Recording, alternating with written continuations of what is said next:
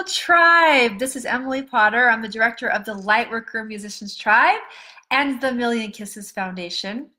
We have multiple examples of this question in our tribe. So here's the question. Have you experienced the pain of rejection on your musical journey? So just two examples in the tribe recently. One of our tribe sisters says it hurts a little to find out that people I've worked with on my self-growth journey, who I thought supported my creative work, then unliked my page and showed a lack of support when she really wanted that. Another example is not too long ago, we had a brother who was up for being an opening act for a big name performer coming through his town, and he was so excited about it, and he told us about it, and he did not get it, and it really hurt him. And so all of us have experienced rejection in some ways. My own experience, I have shared before, I'll say it again, is I was playing the piano one day and my grandfather was in the other room, and I came into the room afterwards and he said, "Wow, that was really lovely. Just don't quit your day job." So these little messages, they seem like it's no big deal and we can just shake them off, except for that they steep pretty deeply inside of our hearts, and it makes us do a couple things. One is that it just hurts. And I'll take a moment to just sit there with you. It just hurts. It hurts to get rejected. And the second is that it starts to make you doubt yourself. And you ask yourself, am I good enough? And then the answer is, I'm not good enough. Obviously, look at the evidence around me from people that I value. It doesn't mean that much to be rejected from people you don't care about. But if it's close people and you care about the project and you care about the response that you get from people close to you, it hurts. And then you start to doubt yourself as a musician. So I want to share with you that I do not subscribe to that belief of just get over it. Just get over it. And then another one that a lot of people like to say, which I call spiritual bypassing, is just don't care what people think. Just don't care. Well, what that does is completely casts a shadow on the truth. The truth is that you care a lot. Nothing's wrong with caring about that. Nothing's wrong with hurting from the rejection. And so I do not subscribe to the idea of just get over it and just don't care. That feels like it's the most inauthentic way to respond to this situation. So I want to share with you something that I talked to a client about just a few weeks ago. His insecurity that came up during the session was that he doesn't feel like he's good enough and he's scared. And so here we are in this experience, and he admitted that he didn't feel like he was good enough. And so then I just went there with him and I said, okay, are you ready to really look at that? Let's do it. I'm going to tell you as if that was true. Let's just live into that reality. You're not good enough. Let's just sit there for a few minutes. And we did, and we sat there in quiet silence for about, I'd say 10 seconds.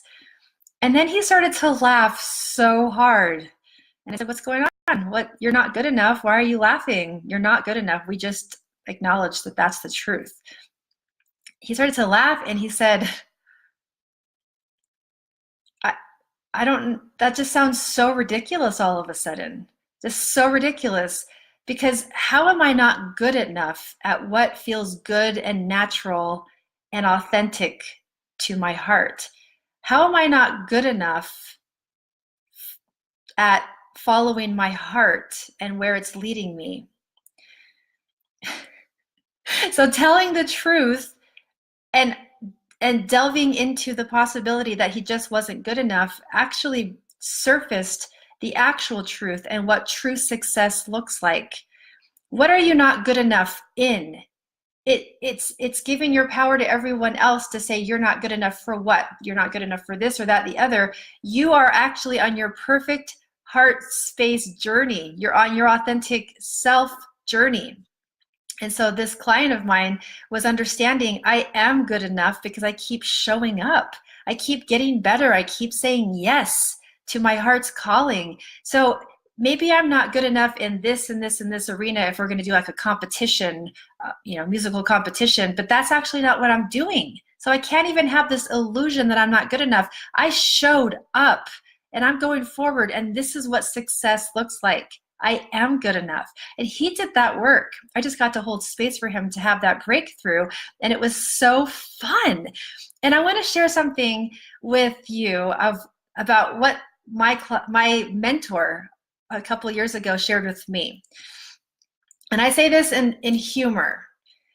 He said to me, success is the greatest revenge. He was saying it in a way that was a little bit humorous. All the people who have ever rejected you on your musical path, you don't really want to get back at them, but success is the sweetest, greatest revenge. And you can use another word if you want, but he said it. That's the actual quote that he said to me. So this is your opportunity to be successful in what real success looks like. It's you following your heart. This is the way that you can override any messages from anyone ever rejecting you. Success is your sweetest experience.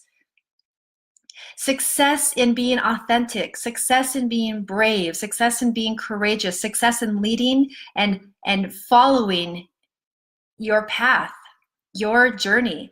So for those of you who are ready to further deepen your relationship with your music medicine, and that's something that you know is your calling, I look forward to you reaching out to me.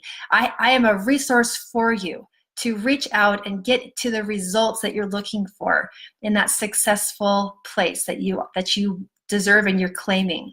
So I thought you might enjoy those little tidbits of information, and I really want you to know that this tribe is a place for you to practice this, for you to really delve in and to release yourself of that judgment of not being good enough. We are in this tribe for you to take leaps of faith forward into your true self, into your true success. So for those of you who are ready to do that on the next level, then I look forward to talking to you one-on-one, and you'll reach out to me, and I look forward to that conversation. Have a wonderful afternoon.